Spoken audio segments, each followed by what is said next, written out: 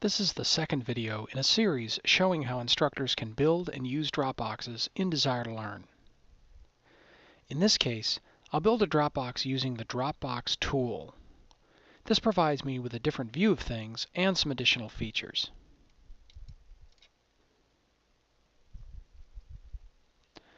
From within the Dropbox Tool, I click New Folder to create a new Dropbox. Although Desire2Learn uses the term folder here, it shouldn't be confused with a module in the Content tool. When you add this Dropbox to your course content area, it will be, in D2L terminology, a topic, just like any other Dropbox. I add a name for the Dropbox in the space provided.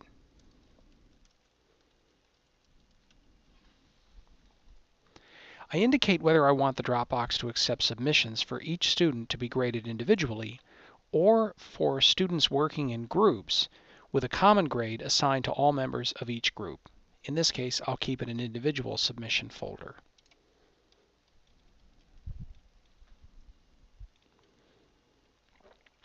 I choose a category in which I want the Dropbox to appear within the Dropbox tool. I can create a new category easily, but in this case I'll choose an existing one, Writing Assignments.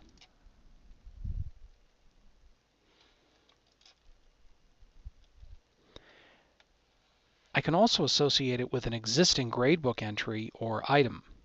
I haven't created one yet for this assignment though, so I will create one now.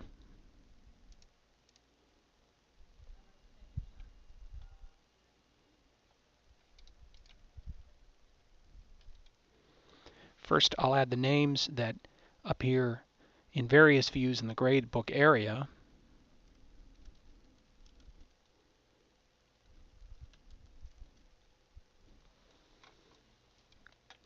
And then I'll select a category in which this entry will appear within the gradebook.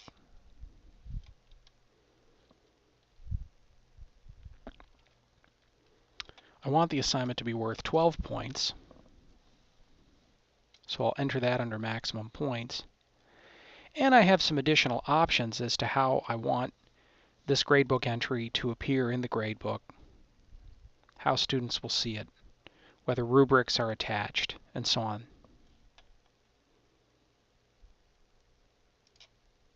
Click Save, and it's been created in the gradebook. Now, I make the Dropbox assignment worth 12 points here to align with its gradebook entry. If the total points entered here don't match the gradebook, D2L uses the gradebook maximum points for the assignment as the basis to calculate a proportionate score based on what I might have entered if I grade the assignment through the Dropbox.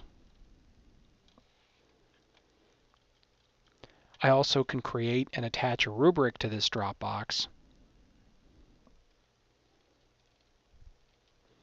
I'll come back and enter the assignment instructions in a minute. I want to get the administrative details built first.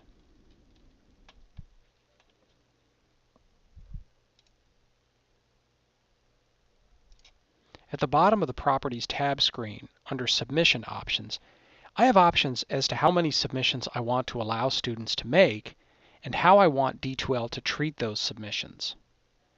In this case, I'll allow students to post updated submissions by leaving the Unlimited highlighted under Files Allowed per Submission, but I'll tell D2L to only keep the latest submission from each student.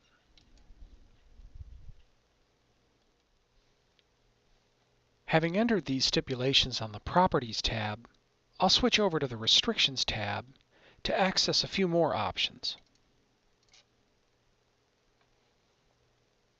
I'll add a due date.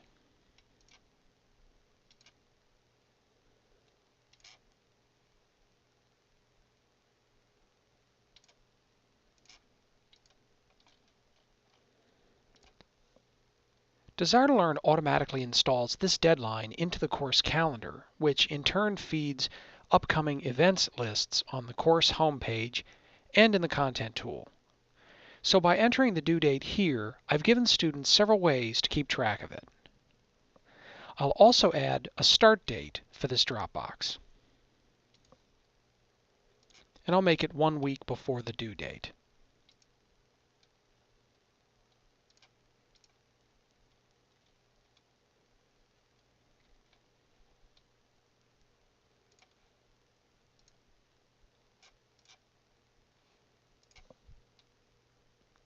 Prior to this date, students will see the Dropbox title within the Dropbox tool, and if I've added it to a module in the Content tool, they'll see it there as well.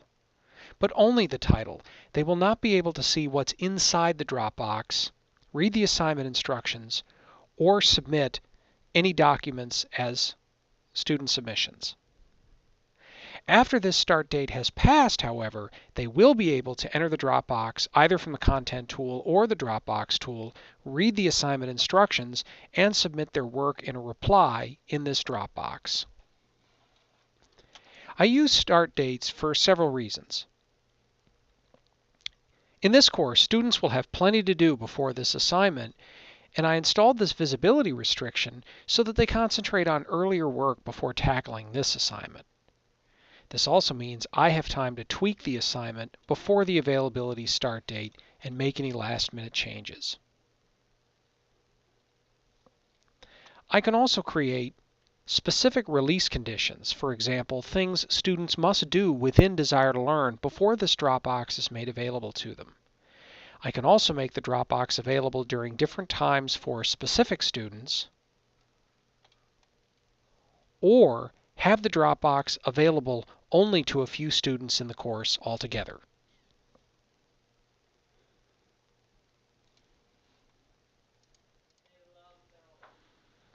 Now it's time for the assignment itself. In this case, I want students to write a short essay in response to a series of promotional films made in the late 1940s and early 1950s. These are a collection that are in a single file on YouTube. So, I click the Instructions HTML editor window, click Advanced so I make sure I have all the tools I need, and I'll drag this corner tab out so that I can see the HTML editor window a little more clearly. And I go to the Insert Stuff button. Click that, and it allows me the opportunity to get material from YouTube.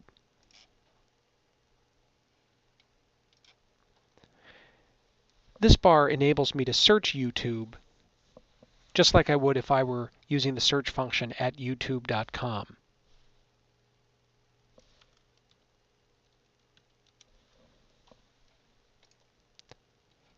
There's the video I want. I click Next. It lets me review the video. I could even play it from here to make sure it's the one I need. I click Insert, and it installs it in the HTML editor window. Next, I need to add my prompt question. Usually, I draft my assignment prompts outside Desire to Learn in a separate Microsoft Word or Google Docs file, so I only need to copy and paste it into D2L. Occasionally, though, I do some further tweaks or formatting within D2L just so my instructions are clear to students. So I happen to have a Google Docs window open behind this one. I'll bring it to the front. Here's my prompt questions. I'll select them, copy them using a keyboard shortcut, Command V for the Macintosh. I'll paste them into the HTML editor window.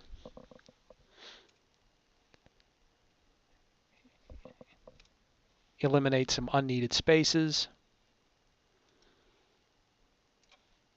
Maybe boldface the reading assignment that accompanies watching this video so they can answer the questions.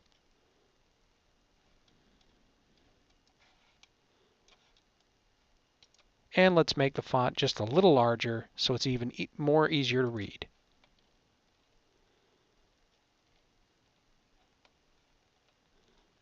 And with that, I think it's done. I'll click Save and Close, and this Dropbox is ready to use.